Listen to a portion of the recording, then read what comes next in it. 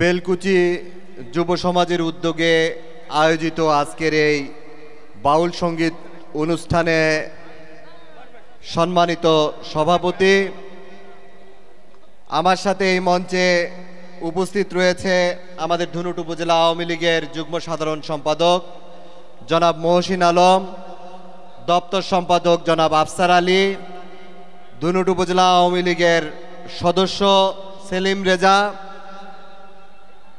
সহপ্রচার সম্পাদক মিন্টু, আমাদের ধুনুট সদর ইউনিয়নের সাবেক সভাপতি মোস্তাফিজুর রহমান মন্টু, আমাদের যুবলীগ নেতা সাইদুর ভাই, অন্তর,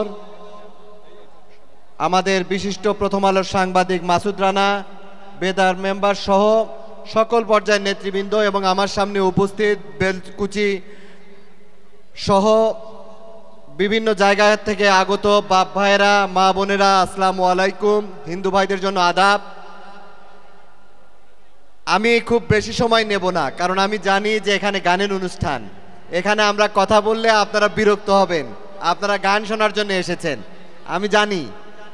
আমি শুধু এটুকু বলবো যে রোজার পরে এত সুন্দর আয়োজন আমি মনে করি ধুনুট উপজেলায় কোথাও হয়নি। অসংখ্য লোক সমাগম হয়েছে এবং ইতিমধ্যে আমি যেটা জানতে পেরেছি আমাদের যারা আয়োজক বাদশা সহ অন্যান্য যারা আছে যে এই আসরটি মূলত শুরু হবে 12টার পর থেকে।